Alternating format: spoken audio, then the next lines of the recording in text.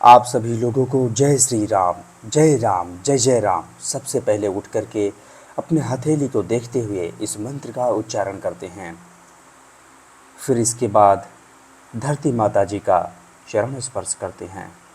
माता जी के चरण स्पर्श करके अधिक से अधिक जल ग्रहण करते हैं। जल ग्रहण करके नित्य आदि कर्म से निवृत्त होकर स्नान के लिए, भक्ति के लिए गंगा मैया जी के तट की ओर निकल जाते हैं।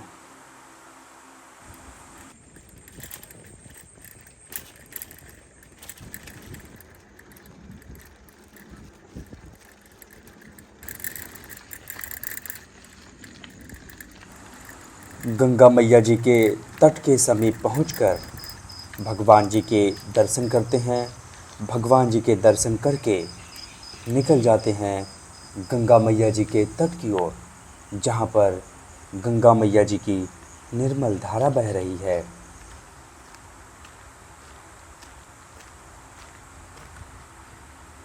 माता जी के तट पर पहुंचकर स्नान करते हैं, भगवान जी की भक्ति करते हैं। ओम गंगे चामुंडे गदापति सरस्वती नर्मदे सिंधु कावेरी जलेस्मिन् सन्निधिं कुरु। जय गंगे माता।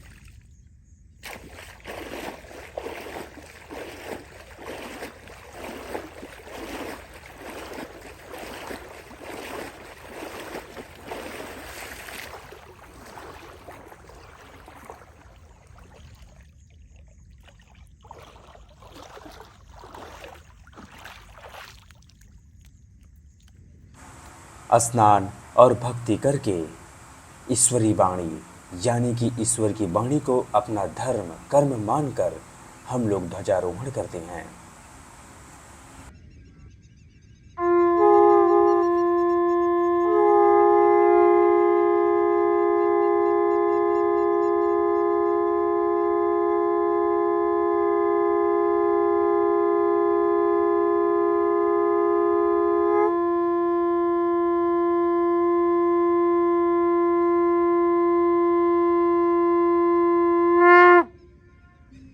ध्वजारोहण करके प्राणायाम के आरंभ में हम लोग वज्रासन में बैठ जाते हैं।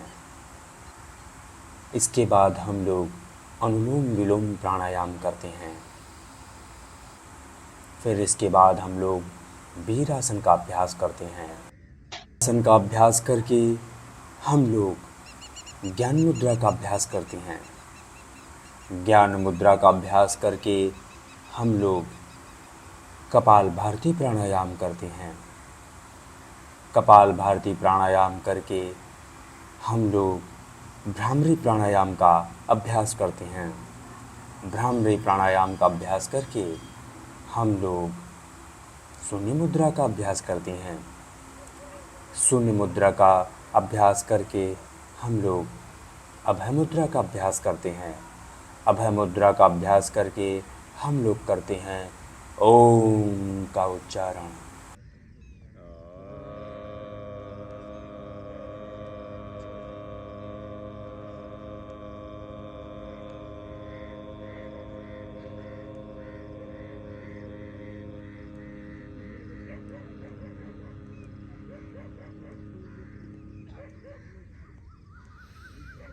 प्राणायाम पूरा करके हम लोग अपने शरीर की करते हैं स्ट्रेचिंग। तो स्ट्रेचिंग में सबसे पहले हम अपने कंधे की स्ट्रेचिंग करते हैं। लॉक लगाएंगे ऐसे। गर्दनों की। कंधे की स्ट्रेचिंग पूरी करके हम लोग अपने कमर की स्ट्रेचिंग करते हैं। तो इस प्रकार से कमर की स्ट्रेचिंग करते हुए आगे बढ़ते हैं।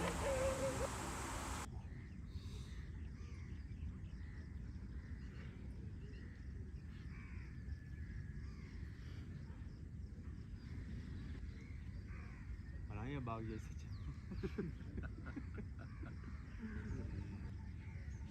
कमर की स्ट्रेचिंग पूरी करके हम लोग अपने पैर की स्ट्रेचिंग करते हैं। तो इस प्रकार से पैर की स्ट्रेचिंग करते हुए आगे बढ़ते हैं।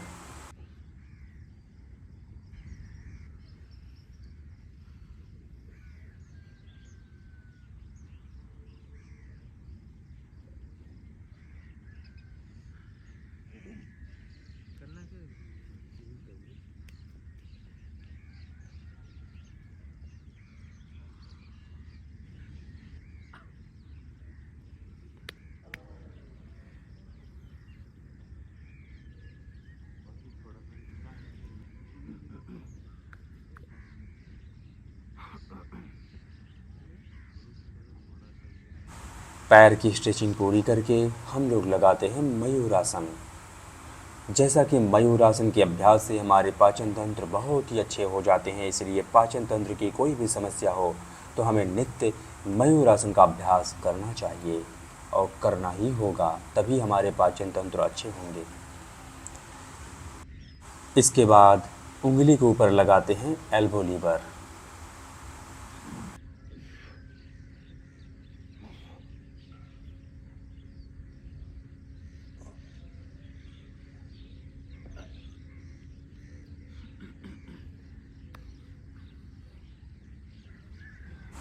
एल्बो लीवर लगा के सबसे अंत में लगाते हैं चक्रासन, और चक्रासन के ही साथ स्ट्रेचिंग पूरी करते हैं।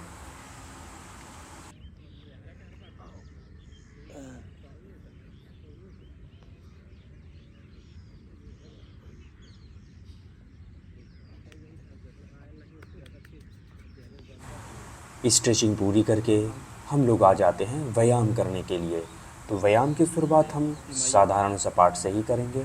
तो इस प्रकार से साधारण सपाट की स्थिति में आ जाते हैं और साधारण सपाट लगाना आरंभ करते हैं, जिसे हम कहते हैं क्लासिक पुशअप। क्लासिक पुशअप हमें हर दिन लगाने चाहिए। इस प्रकार से हम तरह तरह के पुशअप्स लगाते हुए आगे बढ़ेंगे। जैसा कि जो भी व्यायाम करते हैं उस व्यायाम में हम सबसे पहले अपने कंधे और चेस्ट को फोकस करके लगाते हैं। तो पहले चरण में जो है जिसमें हम क्लासिक पुशअप लगाते हैं उसमें हम कंधे और चेस्ट को फोकस करके पुशअप्स लगाते हैं। दूसरे चरण में हम अपने कमर पर विशेष ध्यान करके पुशअप्स लगाते हैं। और तीसरे चरण में स्वयं से रहती है प्रतियोगिता, जिसमें हम 100 से अधिक दंड लगाते हैं, फिर श्री हनुमान जी दंड लगाते हैं। और उसके बाद जो हमारा चौथा चरण होता है जिसमें हम पूरी तरह से अपने पाँव के मजबूती के लिए फोकस्ड होते हैं। तो जो भी व्यायाम करते हैं अपने पैर के मजबूती के लिए व्यायाम करते हैं। तो इस प्रकार से 4 चरणों में व्यायाम को बांट देते हैं। इतना तो हर दिन करते हैं, जिस दिन विशेष होता है उस दिन कुछ विशेष पुशअप्स लगाते हैं। तो इस प्रकार से हम लोग जो है तरह तरह के सपाट लगाते हुए आगे बढ़ते हैं।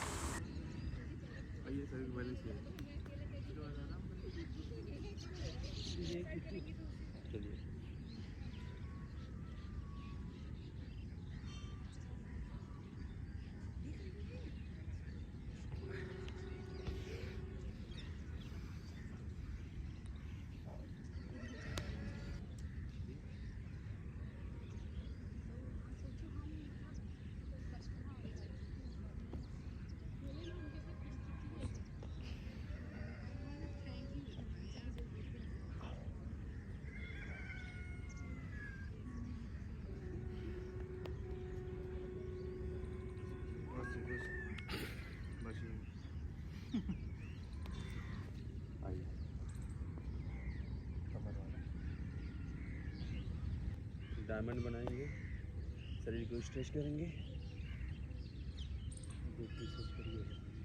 करिए स्ट्रेच, आइए।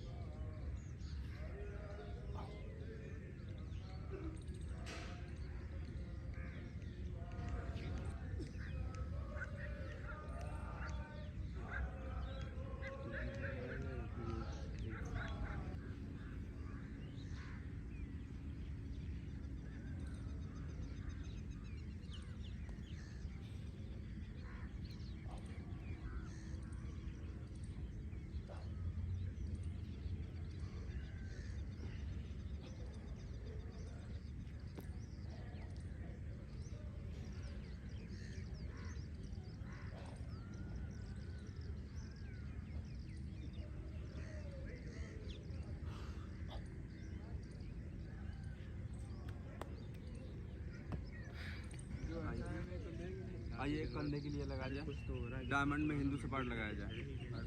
डायमंड में हिंदू सपाट लगाया जाए, आइए। अरे गुरु जी अभी सब बचला रहा, मतलब का है आपके लिए बचाया गया है। अरे आपके लिए आप सोचिए बर्बाद की आपको करवाया जा रहा था वाला। आप यहाँ से जाके सनी देवी का सारा प्रभाव हटाना चाहते हैं ना? छोड़ो, दो छोड़ो कम से कम। नहीं कोई तो बर्तन में साफ बनी डायमंड में पाइप लगाया जाए। आइए डायमंड में पाइप आइए।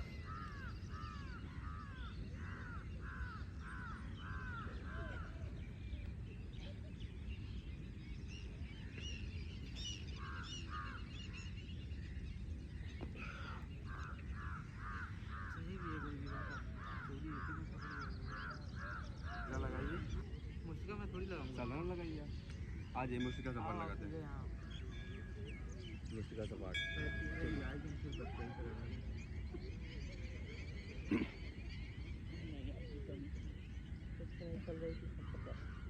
गुरु जी पीछे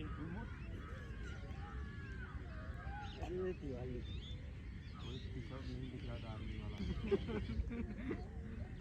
गुरु जी जितना आपको मेरे नाराने बुरा लगा होगा ना उतना मुझे पीछे के नाराने लग रहा था। यहाँ रह के पीछे नहीं आया। मेरी बात तो खस्ता सच में मुझे सच होता कि मुझे मजाक बना के लेकिन मैं सच में कह रहा था।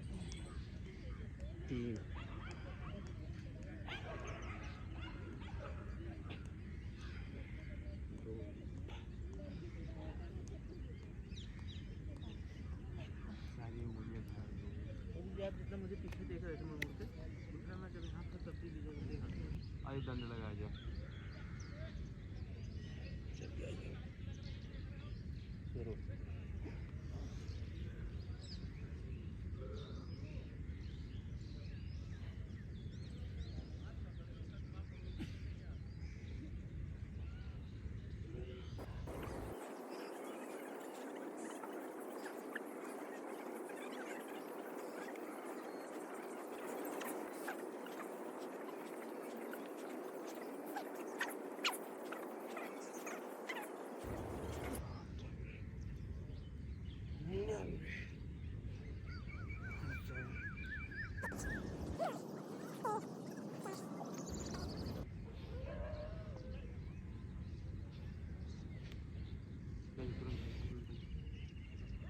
आइए श्री हनुमान जी दंड की स्थिति में विजय जी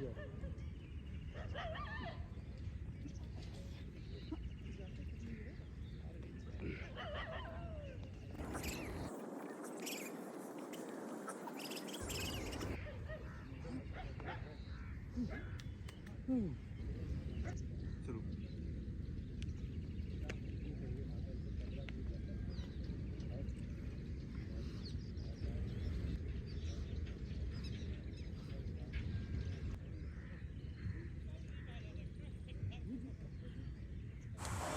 क्रैब वॉक करके जो सुबह का व्यायाम है यहीं पर पूरा होता है।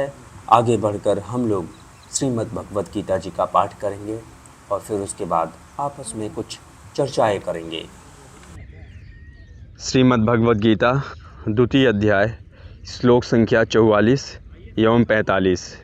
श्लोक भोगैश्वर्य प्रसक्तानां तयापहृतचेतसां व्यवसायात्मिका बुद्धि समाधौ न विधीयते। अर्थ, जो लोग इंद्रिय भोग तथा भौतिक ऐश्वर्य के प्रति अत्यधिक आसक्त होने से ऐसी वस्तुओं से मोहग्रस्त हो जाते हैं, उनके मनों में भगवान के प्रति भक्ति का दृढ़ निश्चय कभी नहीं होता। त्रैगुण्य विषया वेदा निस्त्रैगुण्यो भवार्जुन निर्द्वंद्वो नित्य सत्वस्थो निर्योगक्षेम आत्मा। वेदों में मुख्यतया प्रकृति के तीनों गुणों का वर्णन हुआ है। हे अर्जुन, इन तीनों गुणों से ऊपर उठो, समस्त द्वैतों और लाभ तथा सुरक्षा की सारी चिंताओं से मुक्त होकर आत्मपरायण बनो। धन्यवाद। आज के समय को देखते हुए एक कहानी याद आ रही है। ये कहानी है मथुरा के विश्राम घाट की। 3 दोस्त थे और विश्राम घाट पर आते हैं और आने के बाद जो है वहाँ पे एक नौका लगी थी। तो वो बोले चलो इसी नौका से जो है इसी नौका में बैठ जाते हैं और जो है जो इसके आगे वाला जो घाट है हम लोग वहाँ पहुँच जाएंगे। वो उनके जो आपस में मित्र थे बोले हाँ ठीक है, ये तो अच्छी सलाह है, चलो आराम से नौका बैठते। तो वो लोग नौका पे बैठ गए, रात भर नाव को खेते रहे। उसके बाद खेते खेते सुबह में लोग स्नान करने के लिए आते हैं, तो घाट पर स्नान करने के लिए जब आए तो एक जन उसमें पूछ रहे हैं चाचा ये कौन सा घाट है? तो बोले कि बचवा ये तो विश्राम घाट है। तो बोले अरे चाचा लग रहे बेवकूफ़ है, वो समझ में नहीं आ रहा है, ये हम लोग तो विश्राम घाट पर ही बैठे थे, तो विश्राम घाट नहीं होगा। चलो ठीक है। फिर वो लोग खेते रहे। फिर एक जन और आए तो एक माता जी आई। माता जी कौन सा घाट है? माता जी बोली बेटा ये विश्राम घाट है। बोले विश्राम घाट है? माता जी विश्राम घाट पे ही हम लोग चले थे। तो वो कुछ नहीं बोली, अपने आगे बढ़ गई। तो फिर एक जन और आते हैं, तीसरे जन से पूछते हैं कि चाचा ये कौन सा घाट है? बोले बेटा विश्राम घाट है। तो बोले अरे चाचा हम लोग विश्राम घाट से बैठे थे, नाव रात भर से खे रहे हैं, तो विश्राम घाट से आगे जाने चाहिए। बोले बेटा नाव तो खे रहे हो, बात सही है, नाव की रस्सी खोलनी आवश्यक है, आप लोग रस्सी खोले नहीं और नाव कैसे आगे बढ़ेगी? तो दरअसल वो तीनों लोग थे भांग के नशे में चोर। नाव को तो खे खूब, लेकिन नाव की रस्सी खोलना ही भूल गए। तो इस कहानी से सीख हमें ये लेनी चाहिए कि जीवन में मेहनत तो अनिवार्य है, पर मेहनत हमें दिशा देख के करनी होगी। जिस दिशा में मेहनत कर रहे हैं उस दिशा में हम बढ़ रहे हैं कि नहीं बढ़ रहे हैं। पता चला कि हम मेहनत कर रहे हैं पर हमारे जो कदम है एक ही जगह रुके हुए हैं, फिर इसका दो ही कारण हो सकता है, चाहे पहला आपकी मेहनत नहीं ठीक हो रही है, दूसरा या फिर आपके जो है कदम बढ़ नहीं रहे हैं। तो इसलिए मेहनत के साथ साथ आपके कदम भी आगे बढ़ने चाहिए। और इसी के साथ अपनी वाणी को विराम देते हैं। धन्यवाद। भारत माता की जय, भारत माता की जय, भारत माता की जय, वंदे मातरम, वंदे मातरम, वंदे मातरम।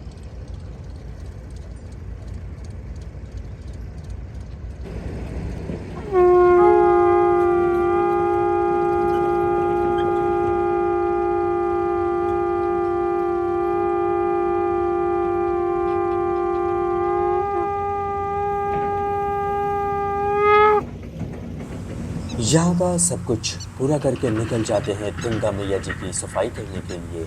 वहाँ पर पहुँचकर गंगा मैया जी की सफाई करते हैं। तो चलिए आप लोग मेरे साथ मिलकर बोलिए सियावर रामचंद्र की जय, हर हर महादेव, जय शिव शंभो, जय हिंद, वंदे मातरम, जय गंगा मैया।